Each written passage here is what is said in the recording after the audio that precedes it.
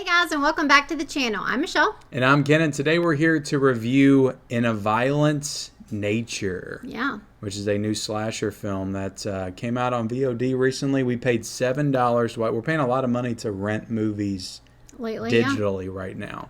But this one also came out in theaters. I think it's a Shudder film, so it'll probably be on Shudder sometime within the next few weeks, I imagine. But before we get into talking about this movie, I'm excited to talk about it. Hit the subscribe button if you haven't already, and also like this video. Like the video like she said, and then leave us a comment down below. Did you watch In a Violent Nature? What did you think of it? Let us know in that comment section below. Yep. Okay, as always, I'm going to start with you.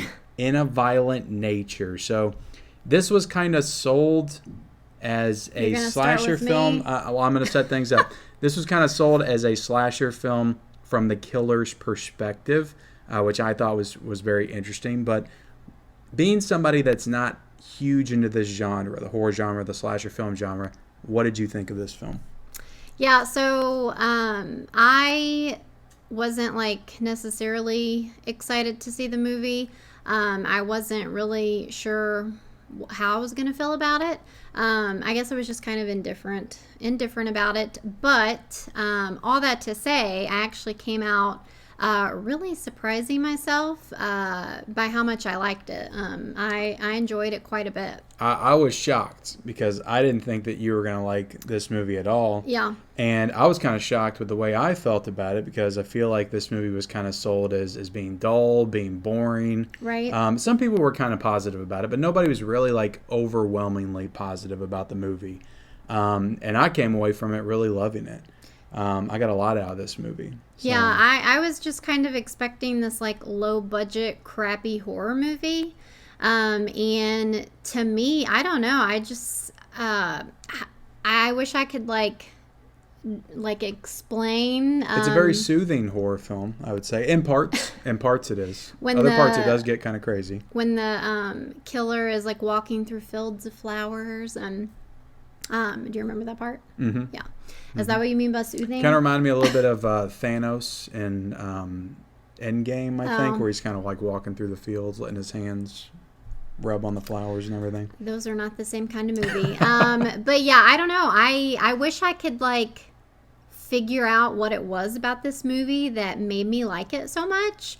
Because again, like you said, this is not it just would not be on my radar at all to really like this kind of movie. Yeah. I might have just thought it was okay at best, I feel like.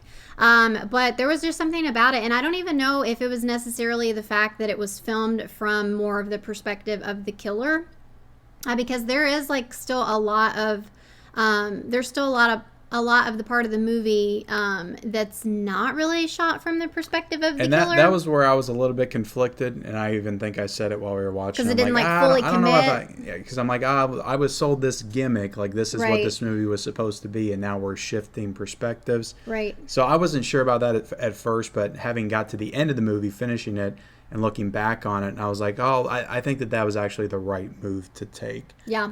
It made the film a lot more interesting to me by the time we got to the end. Yeah, I mean, it's a very simple story. If anything, they actually don't, I don't know, they explain it, but it's just very simple. They don't. That's the genre. Slashers are meant to be very simplistic, but I do think this is a very layered, complex film. It just, you have that surface level, all the surface level slasher tropes. It's telling this story that's very familiar. The slasher guy, he wakes up, rises from the grave, and starts attacking the camper kids. That's a very familiar story in the Friday the 13th franchise. You have all the character tropes, dumb, stupid dialogue. But what I liked about this movie is that I felt like having that perspective of the killer really allowed you to engage with him as a character and really get into him, unlike any other slasher movie that I've seen. I don't feel like I was ever personally connected to Jason. I just thought he was cool. Yeah. In this, I felt personally connected to the killer, which I liked. Yeah, I see what you're saying. Yeah, I don't know. It was just it was a good movie. Again, it's not the dialogue is necessarily that good, but I feel like you can just kind of overlook it because it is a horror movie. Yeah.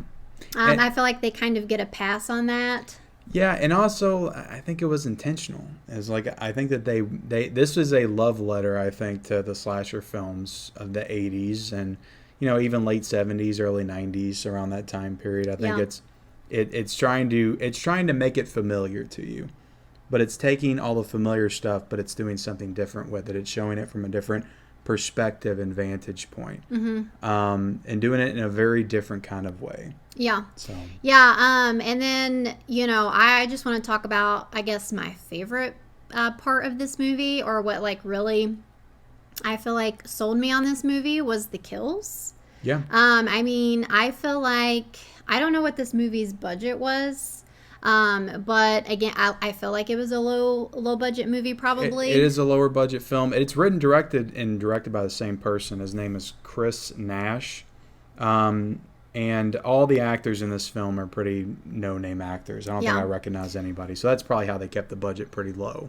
Yeah, but I was just going to say the kills in this movie are great. I feel like they're very creative and original, and they look really good. You can tell that they did practical effects. I just feel like that they whoever was working on the practical effects on this, just the kill ideas and everything. I don't know. I just thought that it was very good. So yeah, I mean, and again, you could tell that they had a real love and reverence for the genre, because that's what slashers are known for. It's you're not going to get great dialogue, great performances.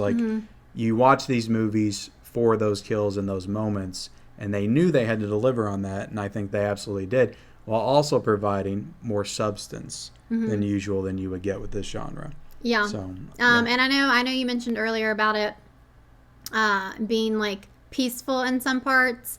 There is quite a bit of him walking, and so I could see how some people might think that this movie is boring. In fact, I feel like I have heard that people thought this movie was just more slow, more boring. I could see that, but for me, I don't know, I kind of liked it.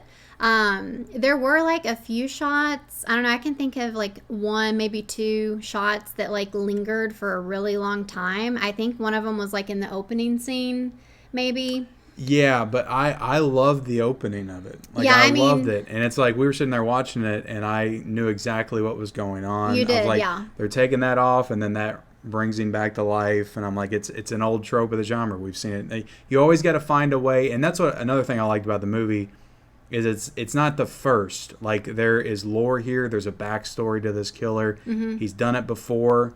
So if we're watching this in chronological order, in a slasher franchise, this would be Friday the 13th Part 4. This is him coming back again after he's done the killings before. Right, but there haven't been any other movies. So yeah. I mean, all in all, I feel like that this, again, really surprised me. I could even see myself watching it again, probably. So that's one thing I wanted to talk about. I took a picture of the screen after we watched it, so I could post it up on Instagram and do the whole social media thing. And then I caught myself watching it for 20 or 30 minutes. I rewatched the opening. Oh, I see. Yeah. And it just drew me back in, and I was trying to pick up on some things I didn't really notice before. Right. The conversations happening in the distance when he's walking up, really trying to listen and hear what people are saying. Because again, you're getting most of this stuff from his perspective. So sometimes when we're watching the movie, I'm paying attention to what he's doing and how he's moving around and what's going on there. But you have these conversations in the background. Yeah, it was. So, speaking of that, the conversations and stuff in the background, it reminded me a lot of playing a video game.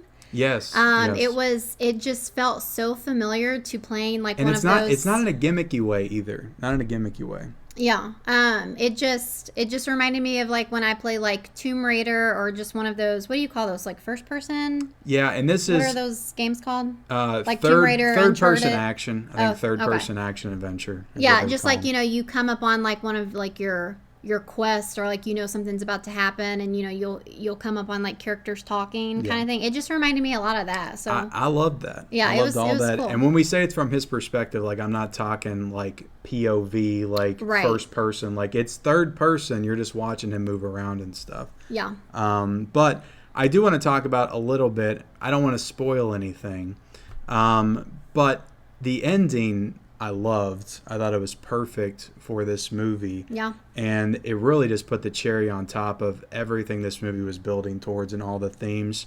and playing on your expectations. Like if you've seen a lot of these movies, when you get to that last 15 minutes, you're expecting some things. You're expecting some things that do not play out the way you expect. Mm-hmm. And I appreciated that, how they really used that to ratchet up the tension. And I was on the edge of my seat like the last 15 minutes. Yeah, I was gonna say, what is gonna happen? Like, what is going on? Yeah, they do a really good job at like building anticipation. Yeah, like wondering, because again, it's not always on him. So there are times where you're wondering where he is and what he's gonna do, and so especially the end, and that's like the ending, like it was great. It was also kind of like you're just like, okay, like where is this going? Like, because it is kind of a scene that kind of drags on for a bit, but like you said, it's so worked. tense because I've seen 50 of these movies before, and I know how this ends,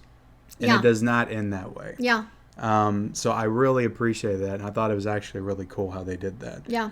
Because there's some other scenes in the movie that do play out the way you would expect. So it takes all your expectations that it kind of built up, and it delivers an ending that's just like totally different. Yeah. I don't know what visually I think the movie's fantastic too. Yeah, I think it looks good. We looked it up before we started filming, but it's filmed in Canada. Yeah. Beautiful scenery throughout. A lot of pretty scenery. I know we're not a physical media channel over here, but I think this would look phenomenal in 4K. So I'm hoping that it gets it. Do you think, or have they announced like a cool like edition of it? It's just got a Blu-ray in the States, but I'm anticipating there's probably going to be an overseas 4K. Gotcha. At some point, but I do want to talk about. I think the killer's name is Johnny, I think. But I like the backstory, and I really like the look of him. Mm-hmm. I thought he looked really cool, both like without the mask and with the mask, because he gets a mask in the movie. Yeah, I thought both looks are really cool. Like it basically kind of like throughout the whole movie, like you kind of start off not really seeing him. You see the back of him, and then he eventually gets a mask, and then like there's a part where you actually see the front of his face, and so like you kind of go through a journey of actually seeing what he looks like. The part where you see the front of his face, to me, is one of the most important scenes of the movie, and it really introduces you to him and allows you almost to makes you sympathize with him like as an actual character. Like I said, there's a lot of depth to him. Mm-hmm. I think there's a lot there to dig into, and sympathize with him. Mm-hmm. Yeah, a little bit as well. So I guess we can score it, but do you want to go first? You want me to go first? I'll let you go first. Well, I don't know if you can tell, but I really love this movie. I feel like I was sold this movie all wrong. People are like, there's no tension. It's not scary, which I'm not saying it's scary, but, it's just him walking around all the time. But I just found this to be one of the most fascinating, interesting, cool horror movies that I've seen in quite some time. Mm-hmm. It's not perfect to me, at least not yet. I'm going to give it a 4.5 out of 5. Really liked it. All right, so I'm going to give it a 4.5 as well. Nice. I originally was going to give it a 4, but now that we're like talking about it, I'm like, no, this actually was really good. So. And I do want to say for you people out there, it's like, oh, Ken and Michelle don't like hardcore violence and gore, okay, because you didn't like Terrifier 2. This movie's got a lot of hardcore gore and violence, and we love this movie because the violence actually felt like it meant something, and it did not in Terrifier 2. It wasn't there to like... wow you. I did want to point that out for all the trolls out there. But that's our review. We don't have trolls on this channel. We don't, but I do. And they're here. They're watching right now. Hi, trolls. But anyway, that's our review of In a Violent Nature. Thank you all so much for watching. Hit the like button. Hit the subscribe button if you haven't already. Comment down below your thoughts on this movie. Are you going to watch it based on our recommendation? And we'll see you next time. Bye, guys.